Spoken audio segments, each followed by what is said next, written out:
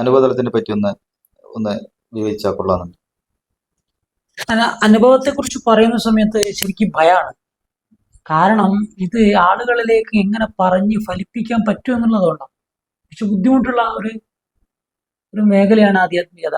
അതിൽ അനുഭൂതി തലങ്ങളെ കുറിച്ച് ആളുകൾ ഏത് രീതിയിലാണ് നമ്മൾ പറഞ്ഞെടുക്കുക എന്നുള്ളത് നമുക്കൊരു നിശ്ചയമില്ല. അതുകൊണ്ടാണ് പല ആളുകളും മടിക്കുന്നത് ഇത്രയും വിഷയങ്ങൾ സംസാരിക്കാൻ.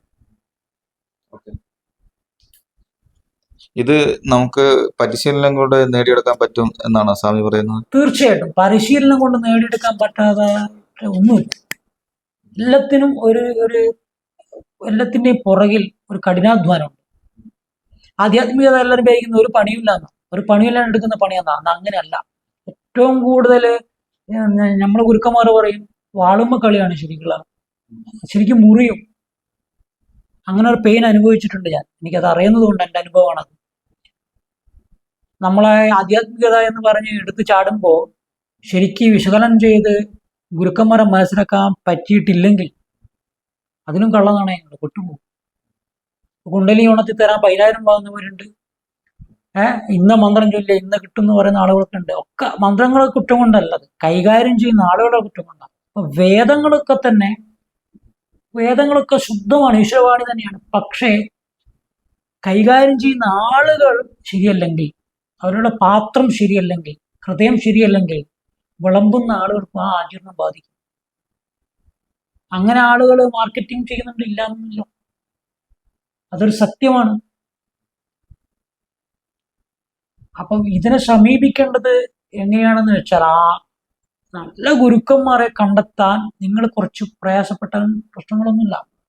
നമ്മളിലേക്ക് വരേണ്ട ആളുകൾ ഏത് സമയമായാലും വന്നേ പറ്റും. ഈ കുണ്ടലിനി വിദ്യ പറയുന്ന ഗുരുക്കന്മാർ കൂടുതൽ ഹിമാലയത്തിൽ അങ്ങനെ എത്തിപ്പെടണോ, അല്ലെങ്കിൽ സൗത്ത് ഇന്ത്യയിലുണ്ടോ, കേരളത്തിലുണ്ടോ? അങ്ങനെ എല്ലാ ഇന്ത്യ മൊത്തവും കിട്ടുമോ? അല്ല അധികവും നമ്മൾ ഹിമാലയത്തിലേക്ക് തന്നെ പുറപ്പെട്ടു പോകണോ? അങ്ങനെ എന്തുകൊണ്ടോ? എവിടെയും പോകണ്ട. അതൊരു പണ്ടുള്ള കാലങ്ങളിൽ അങ്ങനെ ഒരു പറഞ്ഞു പരത്തിയത് കൊണ്ട് വരുന്നൊരു തെറ്റിദ്ധാരണയാണ്. ഹിമാലയത്തിൽ കുറെ യോഗിമാരുണ്ട്, സത്യമാണ്. ഞാനിപ്പോൾ നേരത്തെ പറഞ്ഞതുപോലെ ഈ സ്വാമിമാരിൽ തന്നെ നല്ല ആളുകളും കള്ളനാണയങ്ങളും ഉണ്ട്.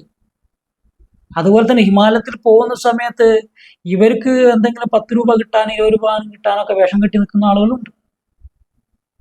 പക്ഷേ ശുദ്ധമായ ബോധമുള്ള ആളുകൾ, ആത്മാനുഭവമുള്ള ആളുകളൊന്നും നമുക്ക് ഈ പറഞ്ഞതുപോലെ കിട്ടാൻ പ്രയാസമാണ്.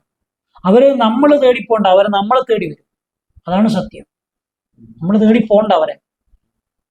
അത് ശ്രീയമ്മിന്റെ ഒരു പുസ്തകത്തിൽ അദ്ദേഹം പറയുന്നത് ഞാൻ കേട്ടിട്ടുണ്ട്.